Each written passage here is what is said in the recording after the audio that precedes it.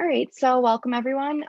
Today we're going to be discussing, this is our last workshop for the COVID workshop series. Today it's going to be about podcasting at home. Um, my name is River. I'm a graduate assistant at the ADP Center.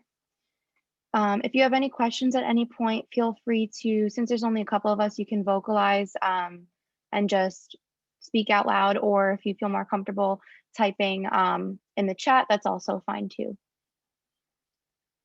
Okay, so first, I just want to cover what podcasting actually is. So essentially, podcasts are a series of audio or video-based files. They're released periodically, and people can listen and download the podcast and listen to them later on if they don't have access to it in that moment. Hang on, let me just. Okay. So they came up with the term podcasting about, I would say, 10 to 15 years ago. It's a combination of broadcasting and iPod to create podcasting. So I'm just going to share this video very quickly. It goes over the basics of what podcasting is. Years, podcasts have gone from mainly a niche market to mainstream.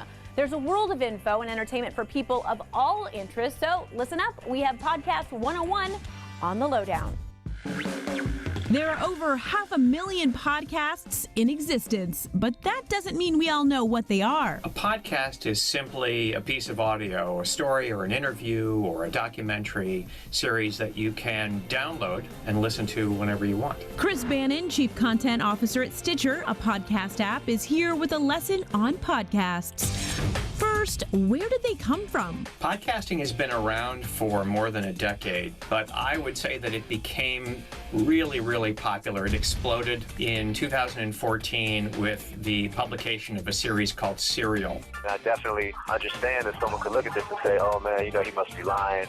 It's so coincidental. And since then, there's now something for everyone, from shows about true crime to news. From the New York Times, I'm Michael Barbaro. This is The Daily. And from comedy to fantasy. What's this one's name? Logan. But he goes by another name as well.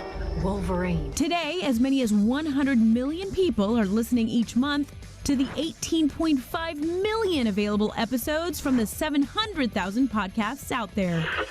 But unlike AM/FM radio, podcasts play through apps. So here's how to tune in. Stitcher has built the first widely available Android app. So if Apple has an app that's built into the iPhone, Spotify is getting into the podcasting business in a big way. You can listen on your smart device through the app or on a computer from the website. If you click that little subscribe button, it will make sure to feed you new episodes of the show. Which leads us to the third part of the lesson. What are some of today's fan favorites? Right now, I think there's never been more variety in what's popular in podcasting. Dirty John is a series that came out a couple of years ago. Whether to intimidate people or to impress them with his dark glamour, he bragged frequently about his underworld ties. This true crime podcast is also a hit series on Bravo.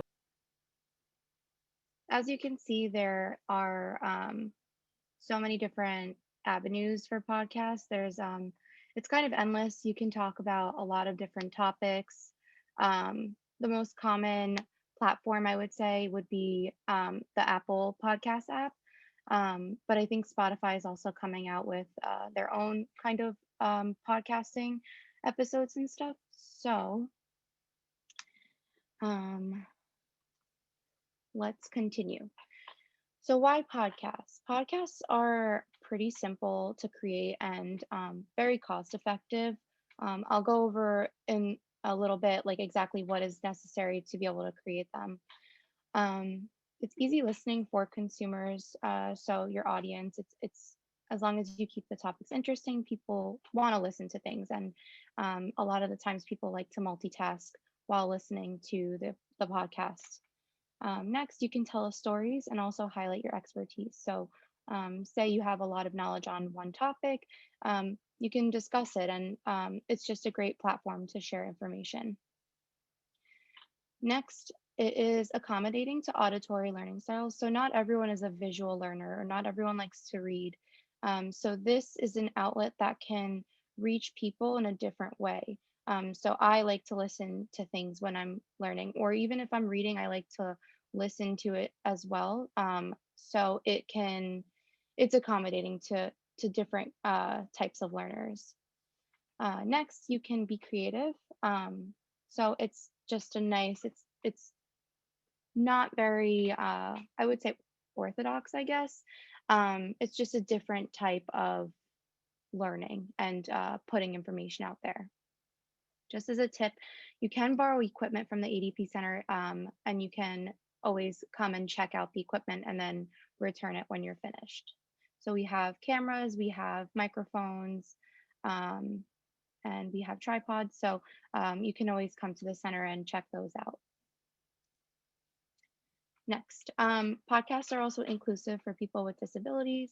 Um, some, for instance, if someone has dyslexia and they can't read properly, like with a book or a textbook, then they can listen to it and that would be beneficial to them. Next, accessible from the comfort of your own home. So obviously, due to COVID-19, many people aren't um, meeting outside in classrooms. Everything is pretty much remote. So it's easy access and you don't even really have to leave your own space. And lastly, you can make it however you want it to be. You can talk about anything you'd like. There aren't really any rules to these podcasts. So you really can just make it your own and own it. And it's this pretty ambiguous platform where you can just make it into your own style. So teaching and podcasting, why it's beneficial for teachers to podcast is that it's easily accessible to your students, and it's also easy to create. It provides a centralized content management. So what that means is that you can kind of keep track of all the lessons and all the episodes that you put out, keep track of it in one space, and kind of keep it uniform.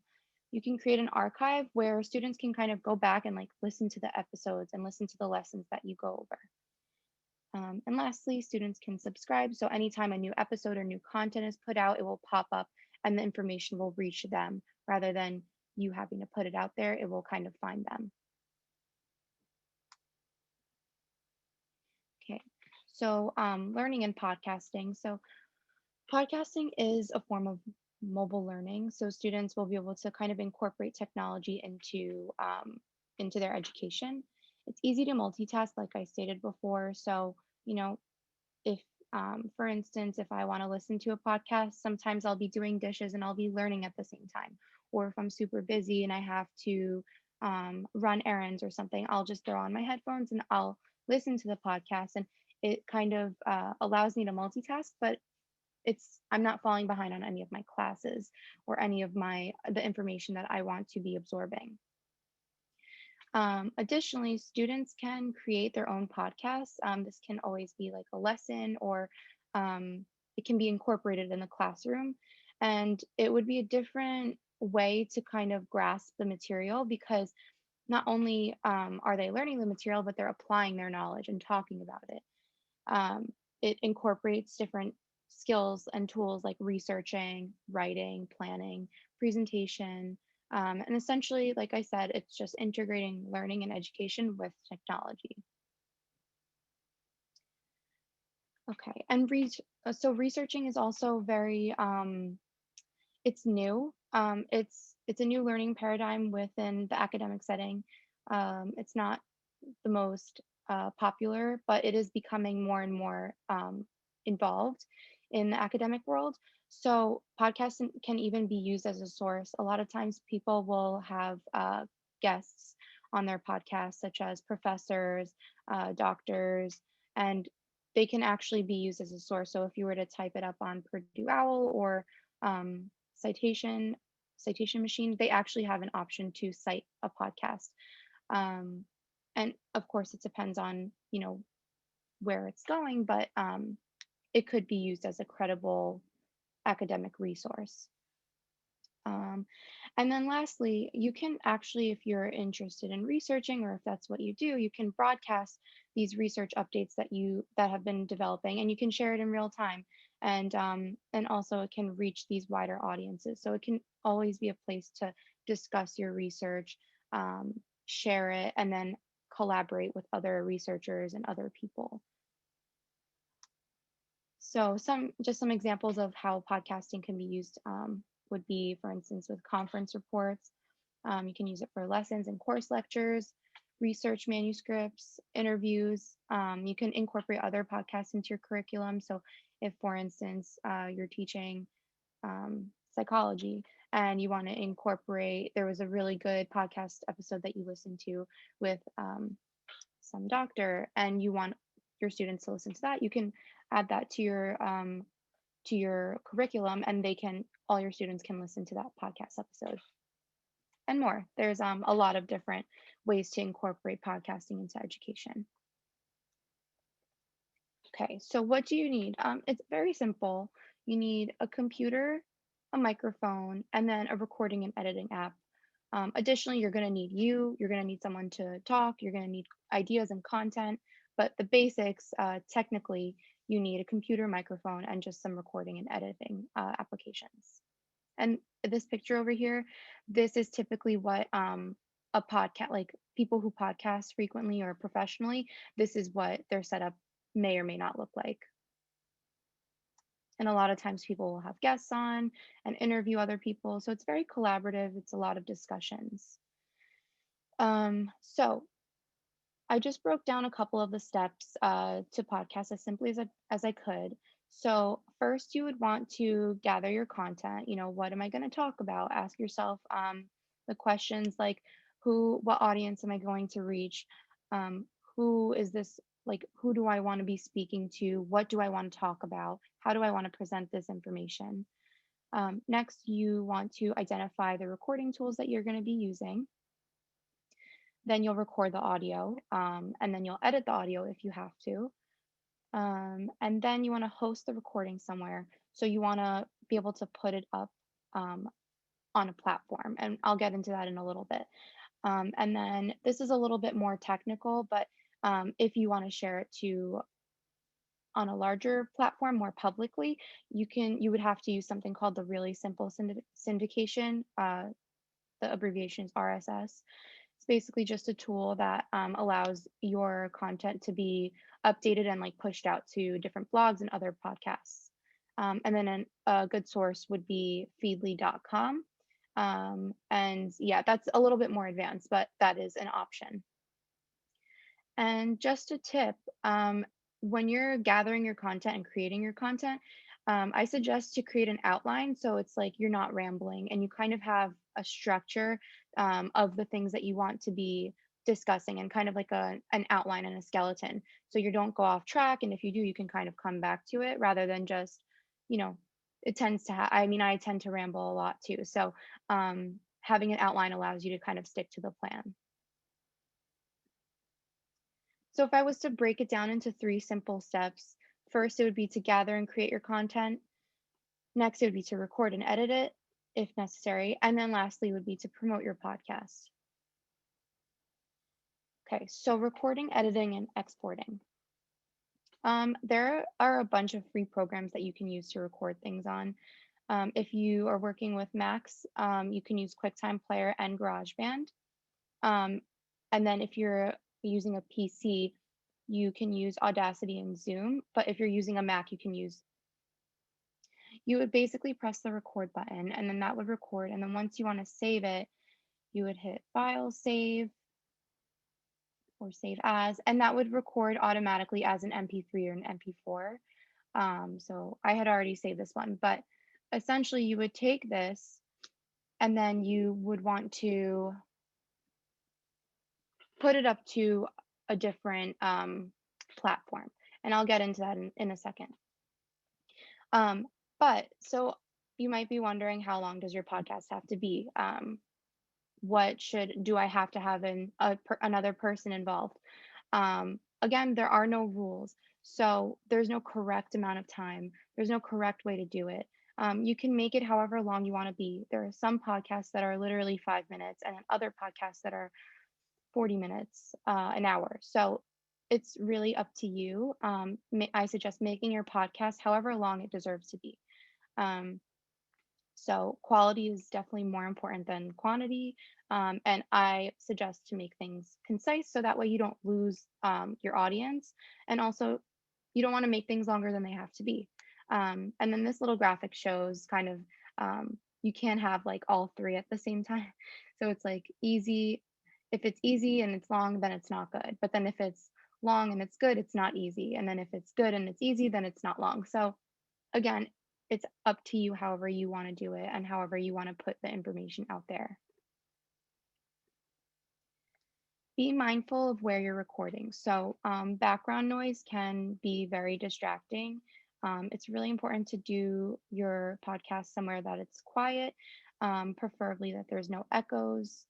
You don't necessarily need a microphone, but it is recommended. And there are a bunch of microphones that you can buy for cheap on Amazon if you're very committed to creating this podcast. Um, but oops, yeah, so mainly like it's just super important to kind of have a setting that enables you to have the cleanest audio recording possible. And then lastly, I know this is podcasting at home, but if you wanted to come to the ADP Center, again, you can check out some equipment, but then also we do have these rooms. They're called the Digital Media Suites. And it has the whole setup there. It has a green screen, there's a camera. So you can always come and utilize that as an option as well. Okay, so I recorded, now what? So essentially you have to save your file as an MP3 or MP4, and then you would export it. You would host your podcast on different platforms. So there you can put it up on YouTube. You can even use video with that. It doesn't necessarily only have to be audio. But then you can also put it up on SoundCloud. You can share it on Google Drive. If you have a website that your students are following, you can put it up there and like kind of list all of your episodes or your lessons on there. So you can share it wherever you want. For larger platforms like Spotify and podcasts, there has to be like approval and you kind of have to qualify for it. So it's a little bit more complicated. And then lastly, once you put your podcast out there, you want to promote it. So you want to spread the word through word of mouth or share it to social media platforms, put it up to a blog or a website and just tell people about it because they're not going to know that it's out there necessarily if you don't let people know that it's out there. So yeah, that's it. If does anyone have any questions?